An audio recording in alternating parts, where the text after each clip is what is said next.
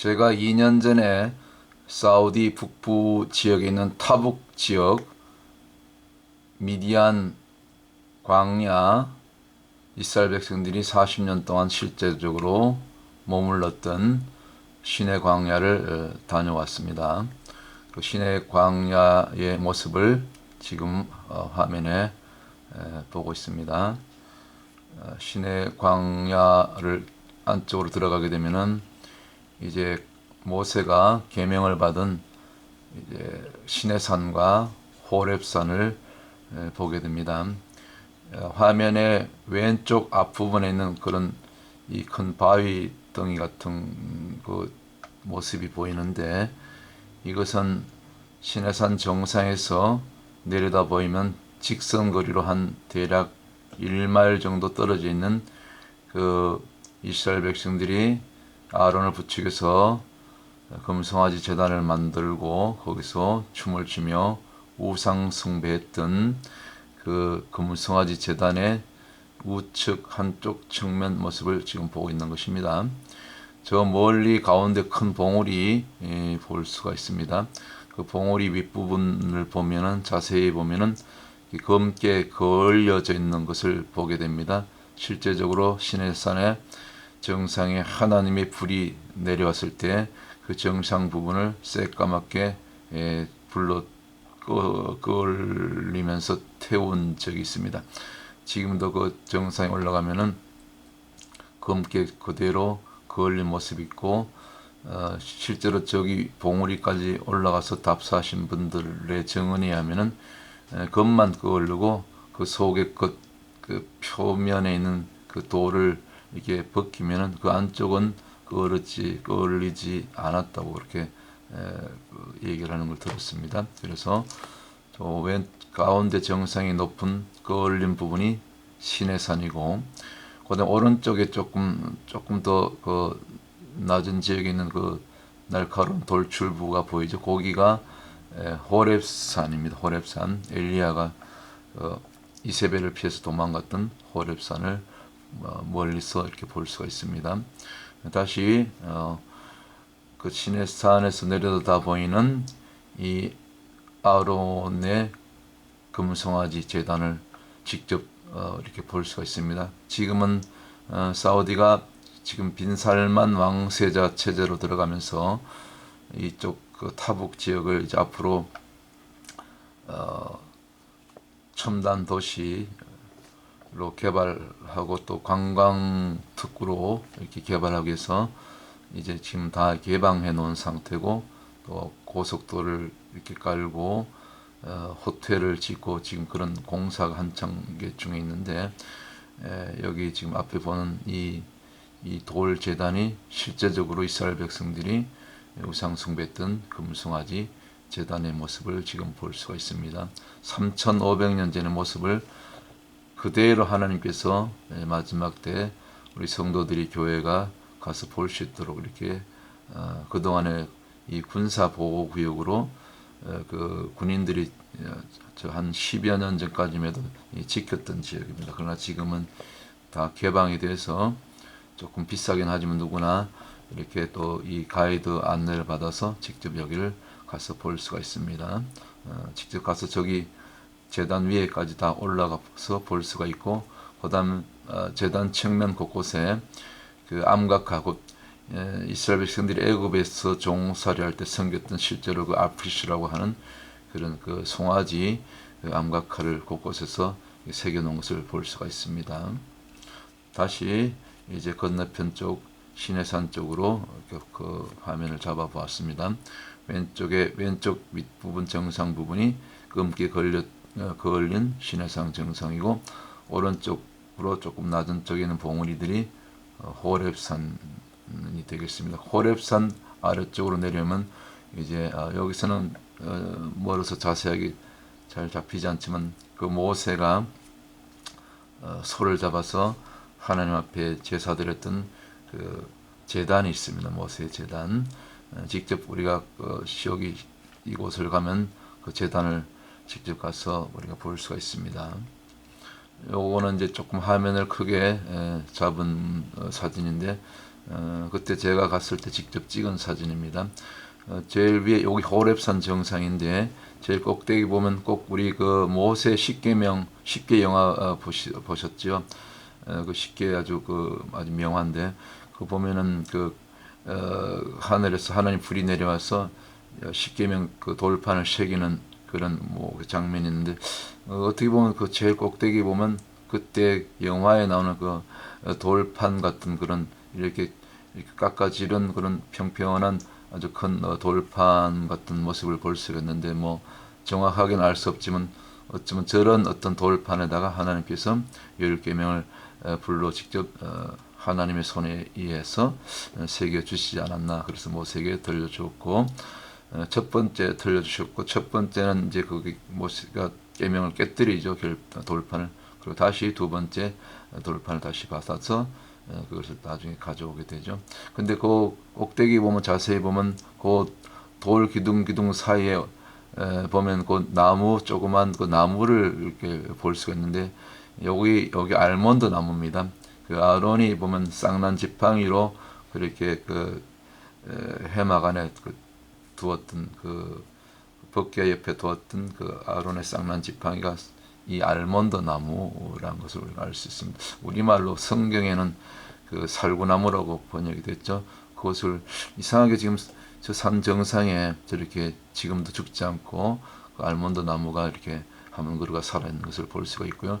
그 오른쪽 아래쪽으로 조금 내려보면 새카만 그런 호를 볼 수 있죠. 동굴 같은 거. 그것이 엘리야가 피했던 숨었던 엘리야의 동굴입니다. 조금 더 화면을 앞으로 또 당겨서 제가 이거 직접 찍은 사진인데 지금 보이죠? 오른쪽 가운데 오른쪽 하단에 보면 까만 그 구멍 같은 그 동굴 보이죠? 저기가 엘리야가 머물렀던 동굴입니다. 실제로 엘리야가 저기서 머물렀다 하죠. 지금은 이제 시내산 호렙산 밑에 가면 여기 엘리야 동굴까지 한 불과 1-200m 올라가서 직접 들어가 볼 수가 있는데 저희는 그때 일정이 촉박해서 그 동굴까지는 들어가 보지 못하고 사진으로만 이렇게 찍어 왔습니다. 다음 기회가 오면은 거기를 한번 꼭 들어가 보려고 합니다. 이것이 호렙산의 모습이고 엘리야 동굴이고 그 다음에 꼭대기에 있는 그 나무 한 그루 돌판 사이에 있는 나무가 알몬드 나무다. 아론의 쌍난 지팡이로 사용됐던 알몬드 나무입니다. 성경에서는 살구나무라고 번역되어 있죠. 이거는 이제 특별한 장면인데 이거는 드론으로 공중 촬영 한 것일 수도 있고 그다음 직접 가서 또 찍은 사진이겠네요. 여기까지 또 여기 아론의 금송아지 제단으로부터 한 7km, 8km 정도 떨어진 이 뒤쪽 계곡 사이에 가면 이 넓은 이렇게 조금 평지 돌짝밭 같은 것을 볼 수가 있는데 저희는 직접 거기까지는 차가 들어갈 수 없어서 가보지 못했는데 이제 걸어서 여기를 가게 되면 여기가 바로 출애굽기 32장에 나오는 28절에 나오는 그 금송아지 제단의 그 우상을 만들어서 그렇게 춤을 추며 광란을 하면서 그렇게 하나님을 대적했던 그 주동자 그때 금송아지 우상 숭배에 가담했던 주동자 3,000명이 죽임을 당했는데 그날 그 말씀이 레위기 아니라 출애굽기 32장 28절에 나오는데요. 레위 자손이 모세의 말대로 행하며 이날의 백성 중에 3,000명 가량이 죽임받은지라. 근데 이 말씀대로 실제적으로 여기가 그 3,000명이 그날 레위인들의 손에 그 칼에서 죽임을 당했는데 지금 앞에 보이면 자세히 보면 그 돌들이 이렇게 곳곳에 이렇게 많이 깔려 있죠. 이것이 그때 죽임당한 3,000명의 그 말은 무덤이라고 그렇게 지금 전해지고 있습니다. 그냥 급하니까 가묘로 이렇게 묻었고 그 사람 묻은 장소마다 이렇게 돌을 하나씩 올려놨다고 하는데 대략 지금도 가면 그 돌이 숫자가 여기 지금 한 3,000개 정도 된다고 그럽니다. 직접 가서 확인한 분들에 의하면. 자, 요거는 이제 한 장면 더인데, 그 돌 중에 특별히 이렇게 가운데 보면은 이 비석처럼 이렇게 우뚝 높이 세워져 있는 그 비석을 볼 수 있죠. 이것도 이제 오늘 요즘 보면 그 공동묘지 그 가면은 이렇게 비석을 돌로 세우는 경우가 있죠. 그때 당시는 뭐 모양도 이렇게 따듬어서 대충 세웠는데 그 중에 3천 명 중에 죽임당한 그런 주동자 중에 어떤 뭐 한 사람의 비석이라고 볼 수 있는데 뭐 다른 시체들은 그냥 돌만 얹었는데 이렇게 따로 비석을 세운 걸 봤을 때 뭐 정확하게는 알 수 없지만 제가 생각하기로는 그 중에 아주 주동자급 아주 제일 우두머리 그 사람의 어떤 시체 위에 따로 이렇게 비슷비슷하게 돌을 세우지 않았나 뭐 그렇게도 한번 생각을 해보게 됩니다. 어쨌거나 여기 지금 3천 명이 죽임당했던 그 출애굽기 32장 28절에 그 기록이 실제로 지금 금송아지 재단 아까 우리 보셨죠? 거기서 불과 7km 내지 8km 뒤쪽에 가면 이 재단이 실제적으로 있다는 것입니다.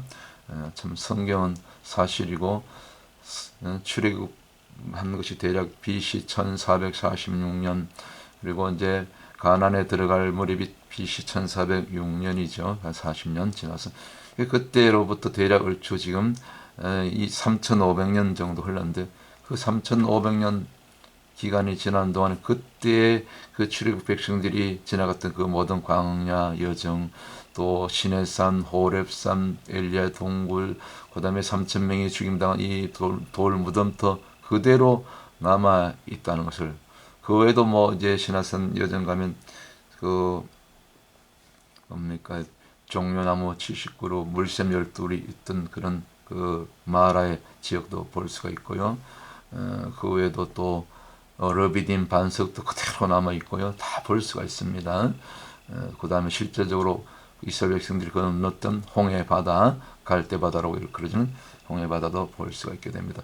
여러분들 기회를 내서 이제는 다 개방이 됐기 때문에 누구나 경비만 있으면은 이제 이 전문 이 성지 투어, 이 신해산 진짜 신해산 광야 투어 담당하시는 그런 그 여행사를 통해서 여러분들이 갈 수가 있고 아니면 또 개인적으로 저에게 연락을 주시면 제가 선교 우리 제가 아는 선교단체의 선교사님들 통해서 저렴하게 이렇게 다녀올 수 있는 길이 있습니다. 1년에 한 번 겨울에 가게 되는데 하여튼 뭐 저는 직접 가서 보고 왔기 때문에 이걸 더 자세하게 또 성경과 이렇게 비교하면서 이렇게 제가 강의를 하고 또 설교를 하고 또 우리 또 많은 분들에게 이것을 알리고 있습니다.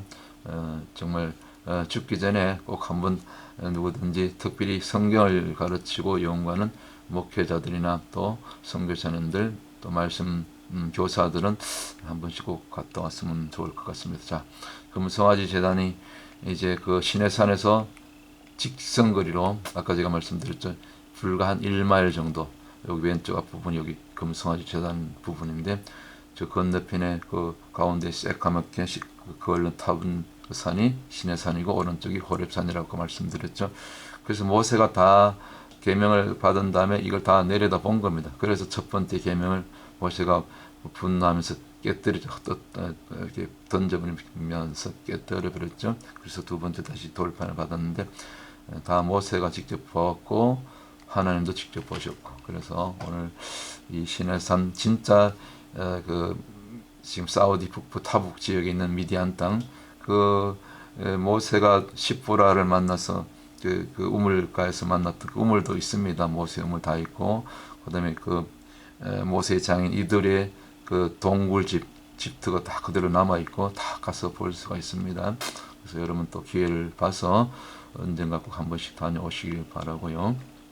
과거에 우리가 저도 1993년 때인가 그 여기 시내산 광야를 가고 싶어서 그때 한참 그 한 30대 초반에 그 이집트에 있는 그 시내산을 그 갔다 왔는데 그때는 몰랐는데 거기는 가짜고 거기는 아무런 흔적이 없습니다. 다 속는 것이죠.